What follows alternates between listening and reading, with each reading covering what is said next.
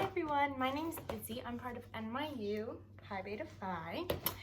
Today I'm going to read you Alice and Greta. This is one of my favorite books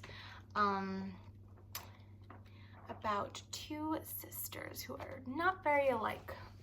So let's see. So look, we have our beautiful cover. So one sister, she loves purple, we got green. This is Alice and Greta by Stephen J. Simmons. Let's see. A Tale of Two Witches. Once upon a time, once a long time ago, two witches lived on top of a mountain. Although they both looked out at the same view, they saw things differently. Alice's outlook, like her clothes, was always rosy. Greta, on the other hand, was always on the lookout for trouble. She dressed in poison green, a color she liked to think was as putrid as her personality. Oh, how different Alice and Greta were. This is Alice and Greta. Alice and Greta had known each other ever since they were little witches at Miss Mildred's Mildew's School of Magic. They had learned the same spells, the same curses, and look, the teacher says, "Thanks for the warts, Alice." Greta, because Alice gave the frog some nice lovely warts, but Greta gave the teacher the warts. The same chants, gnats sneeze, dragon fleas, donkey breath, spiders sneeze, and the same bruise. They just used their magic differently. Whereas Alice's spells were simply enchanting, Greta's were deviously diabolical. So Alice turns the frog into a beautiful prince, and Greta turns him evil. Greta never did her homework and often didn't listen in class. She was misbehaving as usual the day the class learned the most important lesson of all, the boomerang principle. Whatever you chant, whatever you brew, sooner or later comes back to you. And look what Greta's doing. She's turning her friend's hair into snakes. Time passed, and before long, it was graduation day. Alice and Greta flew off into the world to weave their spells and work their witchery. One day, Alice was flying high above the seashore. We see the waves.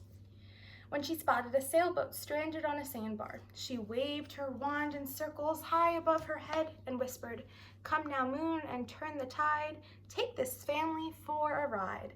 A huge wave rushed towards the boat and lifted it safely on the off the sandbar. The family waved their thanks.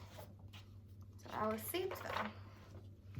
On the other side of the world, Greta was using the same spell just a little differently. She saw some children building a sandcastle on a beach. They had worked for hours on the towers, tunnels, and moat.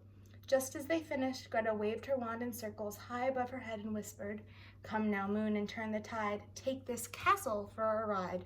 An enormous wave crashed high on the beach, sweeping the castle into the sea. "Ah ha ha," Greta cackled. Then she disappeared into a cloud as the children ran crying to their mothers.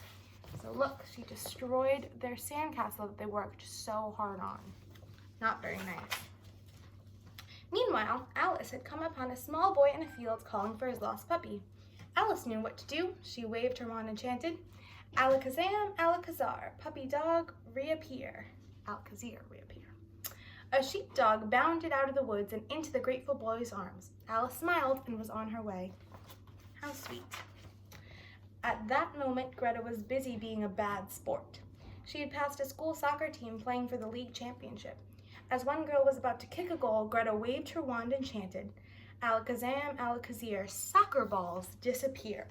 Not only the girl's ball, but every ball on the field disappeared. The puzzled players searched until dark, but they couldn't find a single ball to finish the game. Everyone went home perplexed and disappointed. Greta snickered and flew home to her cave, delighted with her dirty work. So just as she was about to win, she made every soccer ball disappear. The next day, Greta was sipping her morning cup of pond slime. She was bored. It was time to stir up trouble. But where? She tossed a few things into the cauldron. When the smoke cleared, she peered into the brew and muttered, "Time to brew, time to bubble, time to stir up nasty trouble." In the boiling potion, she saw a school playground and children happily playing. Greta jumped on her broom and flew off in search of the school. Within minutes, she arrived at the same scene that had appeared in her cauldron. Rubbing her hands with delight, Greta said, "The children are so sweet, but I can make them even sweeter." She waved her wand at the fluffy clouds overhead and cackled, "Icky, yicky, gloppy, gloop, clouds spill down my sticky soup." So look, you see Greta mixing up her potion and then making it rain over the kids. With a crash and a flash, the fluffy clouds overhead rained down millions of melting marshmallows onto the children. At first, the kids were delighted, but as soon as they realized they were stuck in the gooey, sticky marshmallow mess, they called for help. Greta just laughed and laughed. Alice heard their cries and appeared from behind a cloud, but before she could lift a wand to help, Greta spotted her. "Oh, no you don't," she yelled and pointed her wand at Alice. "Icky, sticky, gloppy goo, another sweetie for the stew." So she's trapping Alice too.